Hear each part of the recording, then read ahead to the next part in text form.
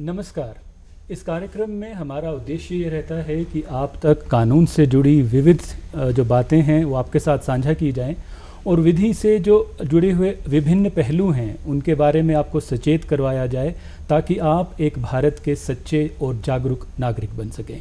आज इस कार्यक्रम में हम एक बहुत ही खास विषय लेकर आपके समक्ष उपस्थित हुए हैं। जी हाँ, विशिष्ट है हमारा संविधान। सच में ये बात बिल्कुल ही सही है और बहुत सारे ऐसे पहलू हैं हमारे संविधान के जिसकी वजह से ये एक विशिष्ट दस्तावेज़ बन जाता है। इस बारे में हम बातचीत करेंगे और आपको ये बताएंगे कि किस तरह से हमारे देश को ये जोड़ के रखता है। कार्यक्रम प्रस्तुत करने में आज मेरे साथ सहयोग कर रही हैं सोनिका ढडवाल। नमस्कार। तो सोनिका जी, जैसा कि हम सब जानते हैं, भारत एक बहुत ही बड़ा विस्तृत देश है और इसमें इतनी विविधता है कि हम कल्पना भी नहीं कर सकते। एक विस्तृत भूखंड है और इसको जोड़ के इकट्ठा रखना अपने आप में एक कमाल की बात है और बहुत सारे ऐसे सूत्र हैं जो ये कार्य करते हैं, है ना। और इसीलिए बात की जाती है विविधता में एकता की, है ना। अगर हम संविधान के अधिकारों की बात करें कि सिर्फ हमें अधिकार ही नहीं दिए बल्कि हमें एक जिम्मेदारी का भी एहसास करवाया है जी। और इस भूखंड का एक सबसे महत्वपूर्ण और सबसे बड़ा डॉक्यूमेंट होने की वजह से ये हमारे देश को जोड़ता है, एक राष्ट्र के रूप में जोड़ता है। और ये एक इसकी कितना विशिष्ट है इसी से हमें पता चल जाता है कि इतने बड़े भूखंड को बांध के रखना और इतने लंबे अरसे से बांध के रखना, इस बारे में हम बातचीत आज करेंगे। हमारे साथ स्टूडियो में मौजूद हैं प्रोफेसर शिव कुमार डोगरा साहब, जो कि प्रोफेसर हैं विधि विभाग हिमाचल प्रदेश विश्वविद्यालय में। इसके अलावा आपके पास सर बहुत सारे और अतिरिक्त कार्यभार भी हैं और 21 साल का आपके पास एक लंबा चौड़ा तजर्बा है बच्चों को पढ़ाने का, उनको बताने का कि विधि आखिर है क्या, शास्त्र क्या कुछ ये करता है। और क्रिमिनोलॉजी और संविधान ये आपके दो मुख्य स्पेशलाइजेशन के विषय हैं।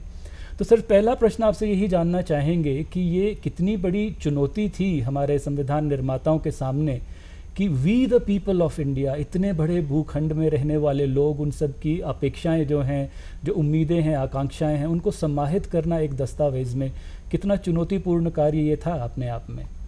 सबसे पहले सभी को नमस्कार और मैं डीडी शिमला का धन्यवाद करूंगा कि उन्होंने मेरे को एक बहुत ही एक अच्छे मौके के ऊपर, आज हमारा संविधान दिवस भी है और इसके साथ जो नेशनल लॉ डे भी हम आज बोलते हैं, तो हम उस पूरा देश उसको मना रहा है। और इस मौके के ऊपर मेरे को डीडी शिमला ने मौका दिया इस विषय के ऊपर बात करने के लिए। सबसे पहले मैं तहे दिल से आपका धन्यवाद करता हूँ। धन्यवाद आपका भी, आप आए अपने व्यस्त समय में से समय निकाल के जी। आपने बहुत एक बहुत ही अच्छा एक भूमिका के रूप में आपने प्रश्न लिया कि हम इस विविधता में एकता कैसे, हम कॉन्स्टिट्यूशन और कैसे लोगों की अपेक्षाओं को, B the people of India.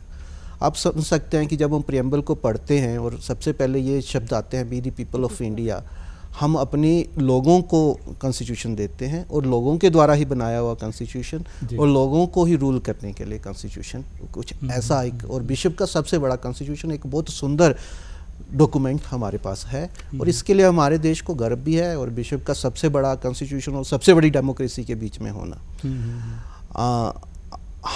हमें इतने वर्ष अंग्रेज़ों की गुलामी के बाद जब 1935 में जो अपना एक एक्ट आया, उसमें जो था गवर्नमेंट ऑफ इंडिया एक्ट जो आया, उसमें सबसे पहले जो है इसकी एक झलक दिखती है। उससे पहले 1933 और 4 में एक डिमांड सी होने लगी पूरे देश भर में कि हमारा संविधान हो जी, जिसमें ए के रॉय जी का नाम सबसे आगे आता है। उन्होंने सबसे पहले डिमांड रखी, 1933 की बात है। अच्छा। और फिर जो था कांग्रेस का जो 1935 का अधिवेशन हुआ, उसमें प्रस्ताव भी रखा गया कि हमारे देश का अपना कॉन्स्टिट्यूशन होना चाहिए।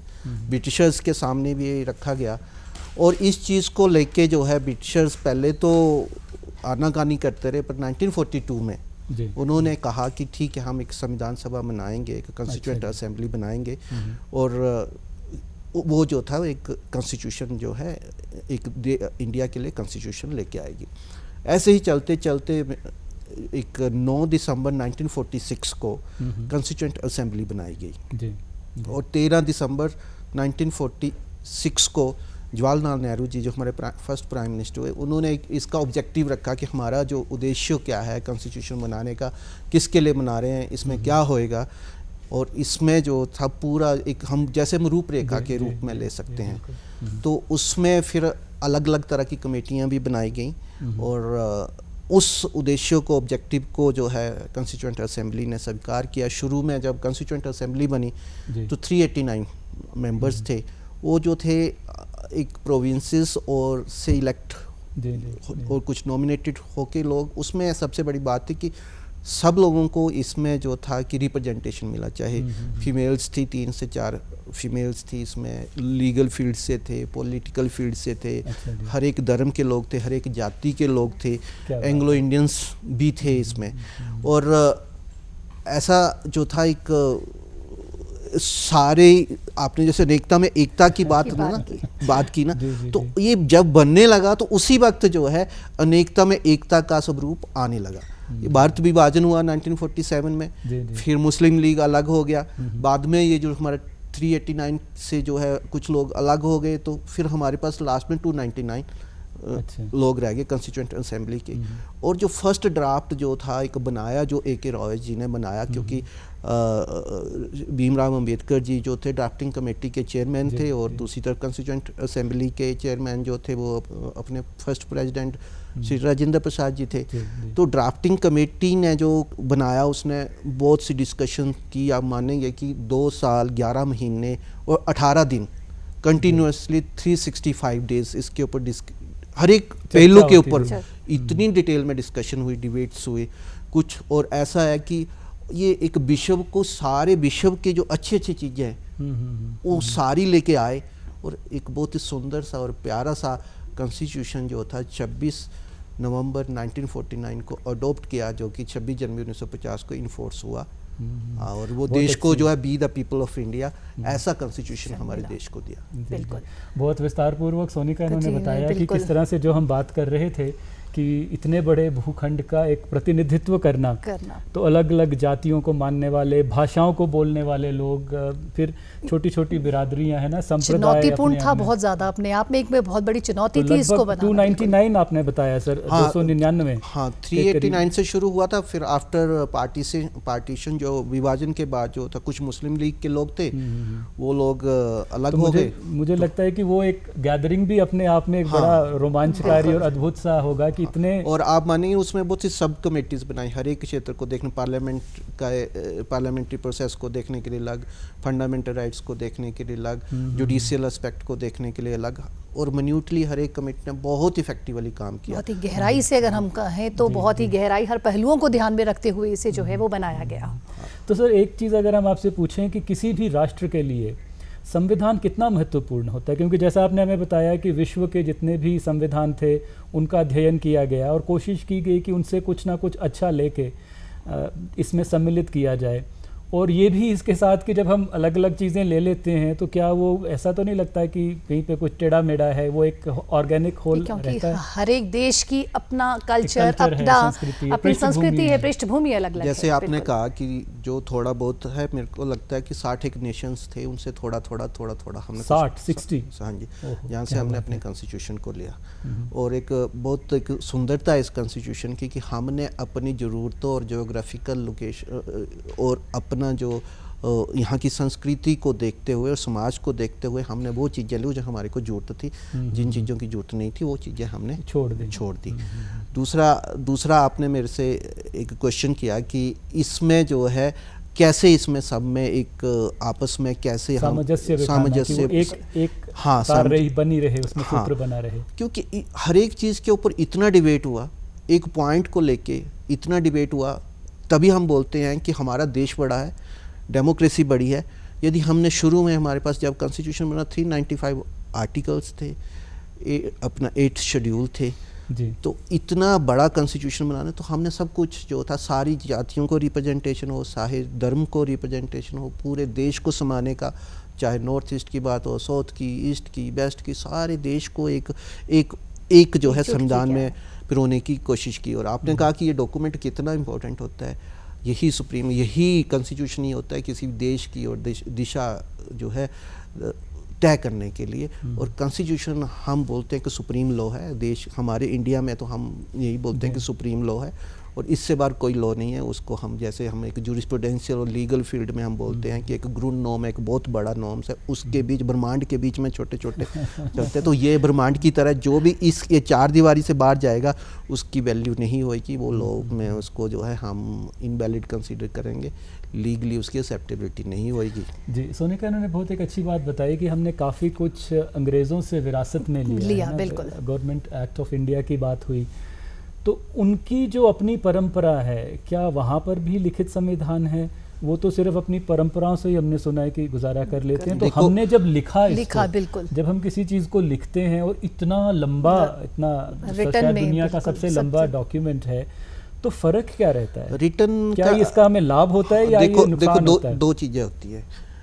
हम बोल रहे रिटर्न का मतलब ये नहीं है कि लिखा नहीं, हम कोडिफिकेशन की बात करते हैं कि उसको कोड कर देते हैं हम कि ये हो गया परमानेंट, चाहे XYZ कोई भी हो, यही कानून रहेगा, चाहे किसी भी धर्म का हो, किसी भी पद पे हो, कुछ भी रहेगा, यही लॉस रूल्स रेगुलेशन रहेंगे जब कोडिफाइड हो गया। और कोडिफाइड के साथ यूनिफिकेशन भी जरूरी होती है कि यूनिफाइड होएगा सबके लिए। आपने कहा ब्रिटिशर्स का, नो डाउट कि हमारे पास 100-150 वर्षों का ब्रिटिशर रूल का एक एक्सपीरियंस था। तो उस चीज़ को सबसे ज़्यादा पोर्शन लेने का कारण यही था कि जो 1-1.5 साल से जिस चीज़ के बीच हम लोग प्रैक्टिस थे, उस चीज़ को कंटिन्यू करने के लिए वो हमारे को थोड़ा आसान हो गया।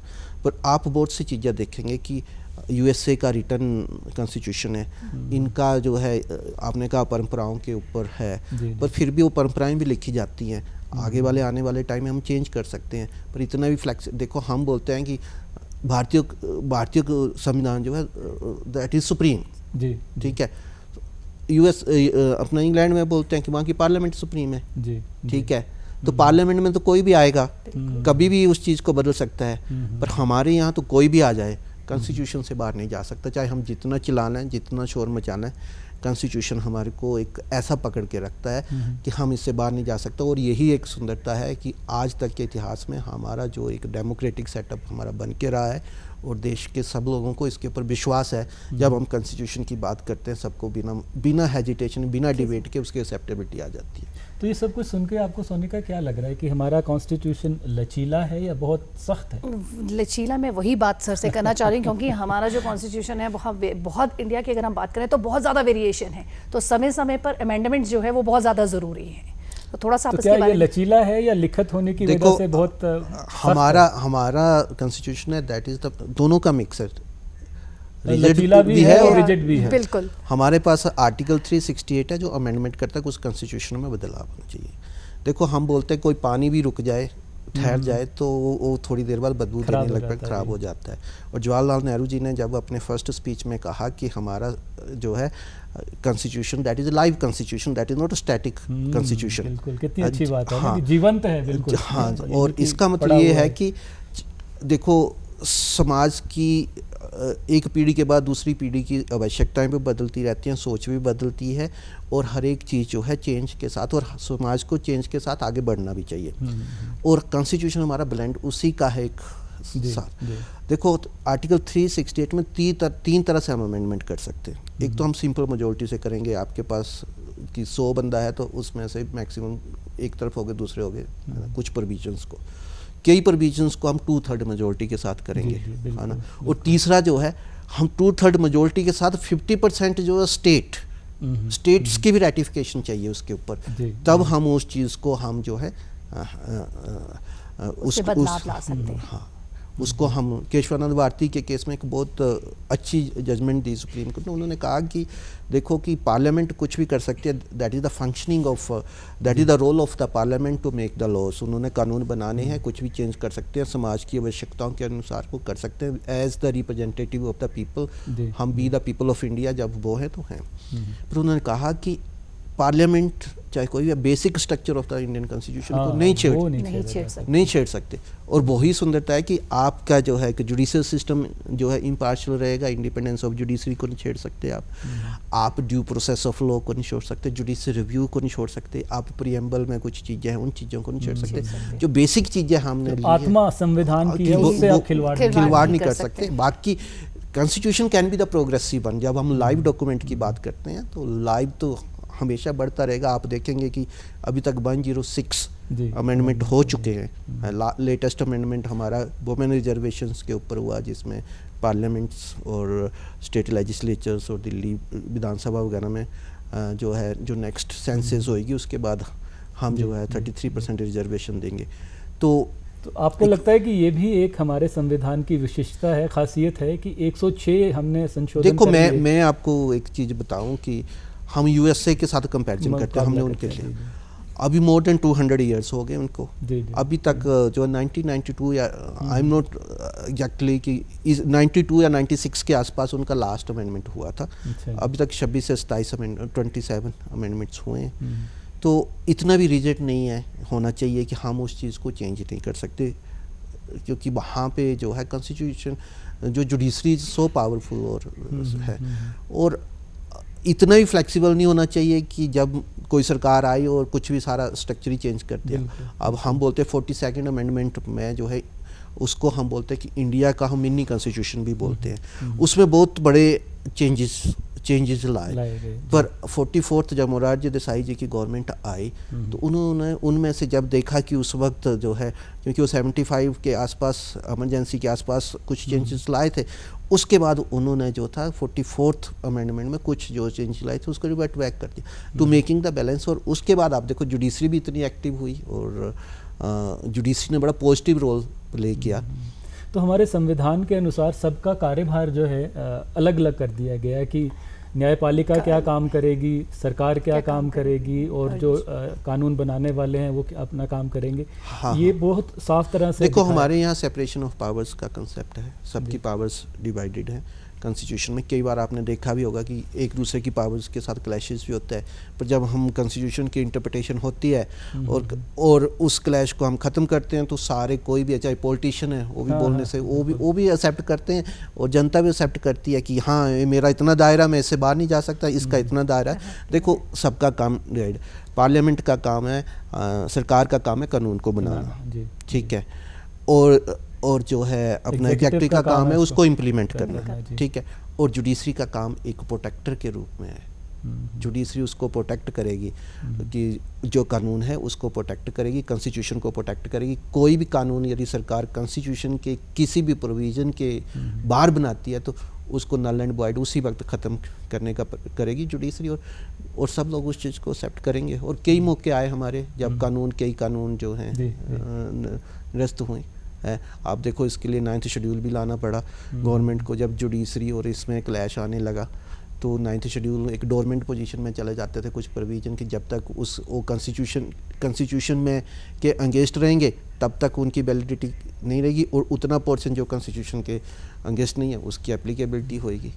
बहुत खूब, बहुत खूब। सोनिका, जब हम अपने आसपास नज़र दौड़ाते हैं, जो आगे पड़ोसी हमारे मुल्क हैं, उधर बहुत उथल पुथल बिल्कुल, कभी कोई तख्ता पलटा जा रहा है, आम जनता विद्रोह कर रही है, कभी आर्मी ने टेक ओवर कर लिया।